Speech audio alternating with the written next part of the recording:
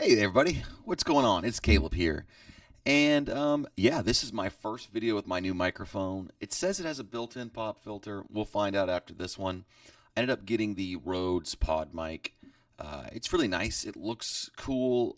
It was easy to use because it's XLR, so it works with what I already have. It requires phantom power.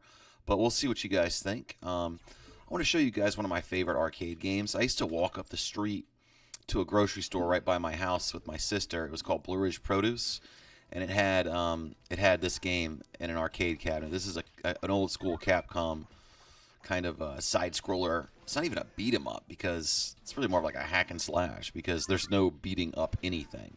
But this game is really fun to play with like a friend, and I was obsessed with this game growing up. I used to go up there all the time, and I would get like a dollar or two, literally, as kind of like an allowance. I think it was like at one point it was up to like $5.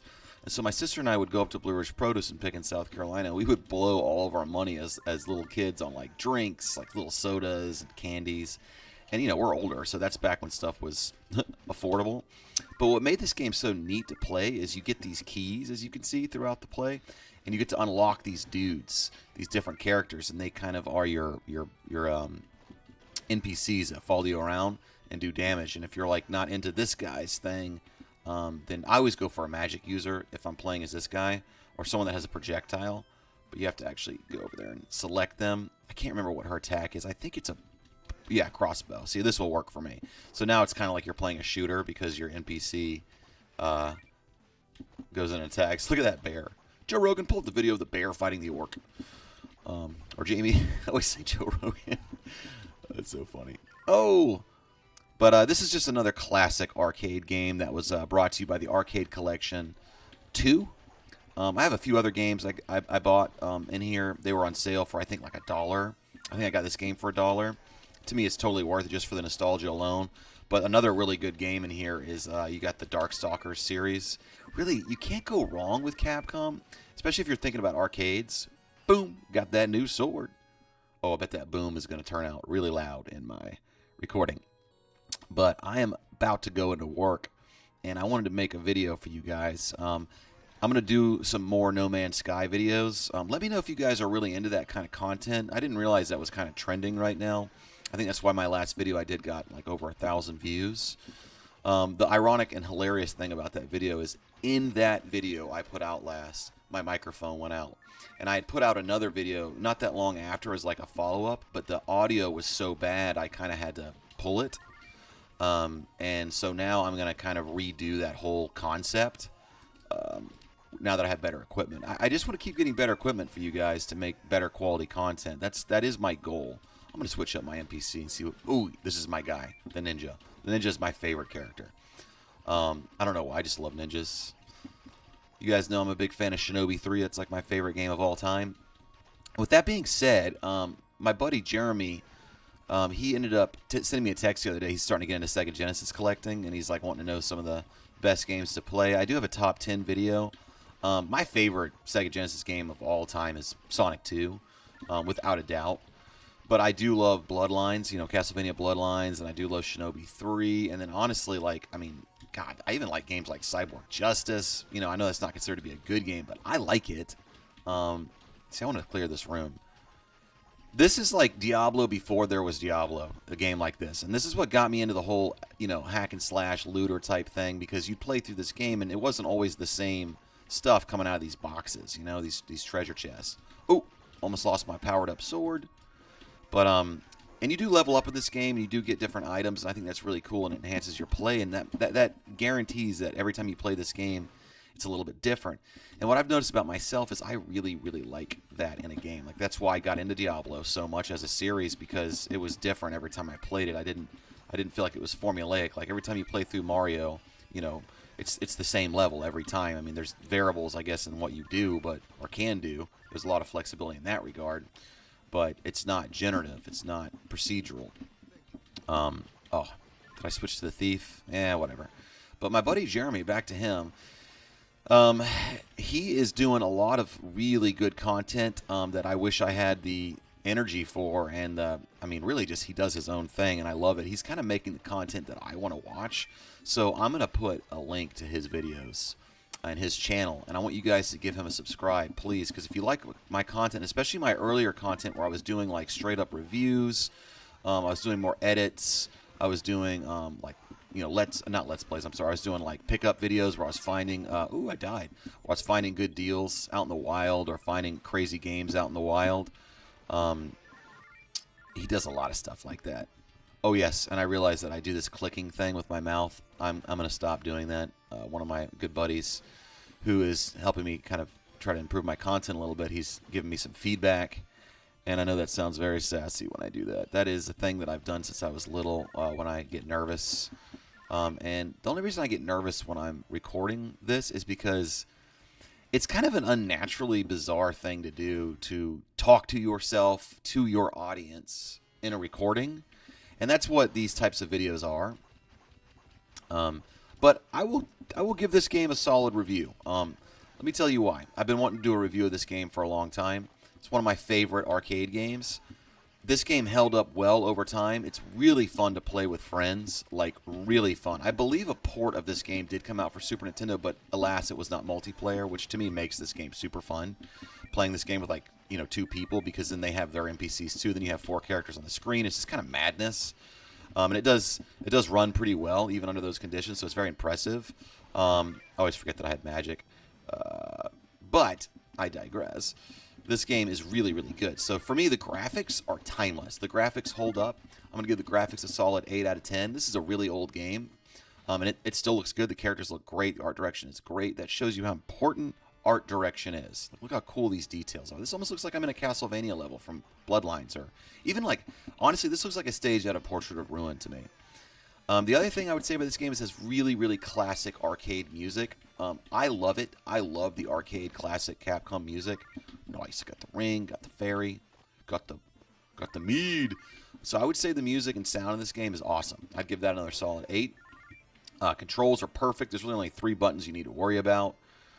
Some of the arcade classics in this collection, like the overall controls, are kind of weird. You have to press like the right stick to insert coins for credits, and then select or minus is your continue button.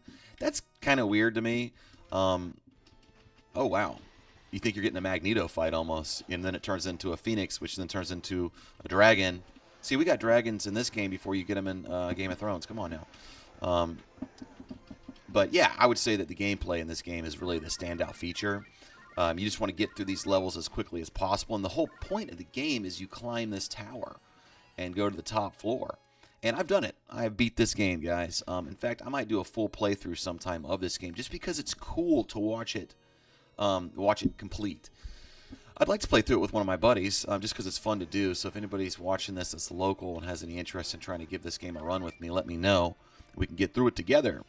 But I would give Magic Sword, just controls an 8, and then I would give the overall game a solid 8 out of 10, just because this is a classic arcade game. I don't think enough people remember how fun this game is to actually play, but it is. So if you guys don't know about it, this is Magic Sword. It's in the Arcade Collection 2. There's a bunch of other games in there that are really good, that are kind of like evolutions of this game, like Knights of the Round and King Arthur and stuff like that. They're other Capcom beat-em-up games. They get more into like the Golden Axe vein. This is not a Golden Axe clone. This is its own thing. It doesn't play anything like Golden Axe, even though it kind of looks a little bit like it. But it's nothing like Golden Axe, and it's nothing like Altered Beast. It's definitely Magic Sword. It's its own thing, and I highly recommend this game. This game is going to get a solid recommendation from me. It's going to get an 8 out of 10 review score. I think it's held up really well for an old-school arcade game. Look at those guys. And it's just really, really fun to play. The graphics are good. The music's good. The controls are good. There's no real storyline in the game that really matters, right? I mean, it's just, who cares? What weird enemies. Look at these guys. And there's a lot of enemy variety types and, like, traps in this game. I, as you can see, just kind of rush my way through it because I'm used to playing an arcade game where that's kind of what this is.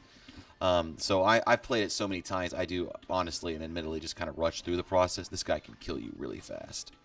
And I can kill him really fast, too. Magic's a two-way street, buddy. But yeah, I give this game a solid 8 out of 10. Magic Sword.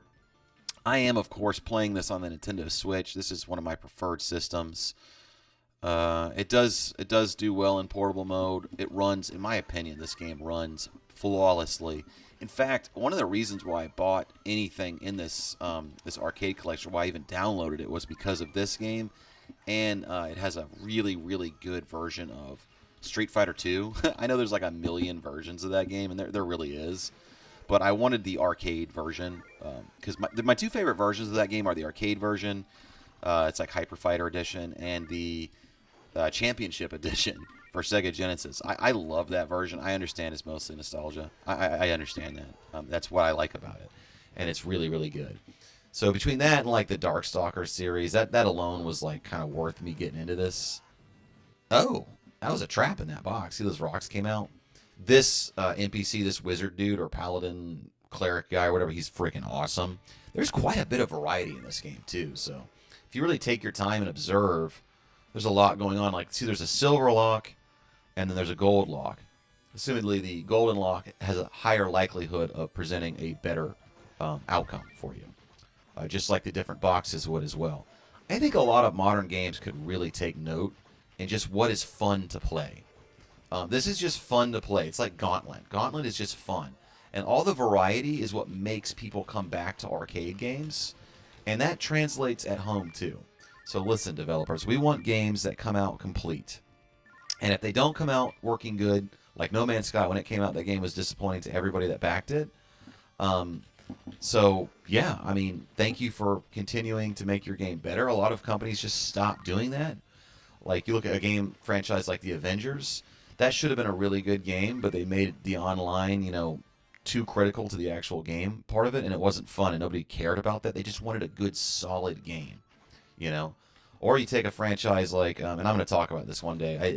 I don't want to because it's going to be very negative, but Marvel Ultimate Alliance 3, I hate that game. I was so disappointed by it, and it had such a good pedigree and everything. The developers, okay, so they had really no excuse. They had just such a win in their hands, and they ruined it. I know some people like that game. I guess you didn't play the original. Maybe you're younger, and I respect that. But, man, it was so much better. The newer one's just so boring. All the characters play the same. Even in this game, you pick a different character or whatever, or the different NPCs and they all feel different. They don't feel like it's the same thing happening to you. That variety is the spice of life. And that's what No Man's Sky finally got right, is the variety in their gameplay and the outcome. You want variety of gameplay, you want variety of outcome, you want all of that. We deserve that as consumers. We pay money for this stuff. Now, I didn't pay much money for this, and this game was developed when I was like a little kid, but hey, they did a really good job. Really, really good job. So this has been Magic Sword, and this has been for the Nintendo Switch, but you can play this probably in a number of different ways, but I do recommend playing it. I definitely recommend playing this with a friend. So I hope you guys enjoyed this video, giving Magic Sword a big recommendation. Hope you guys have a great day, and let me know what you think of this game in the comments below, what you think of my new microphone. Does it make my voice sound better? You guys tell me. Anyways, love talking to you guys. Have a great day. Bye.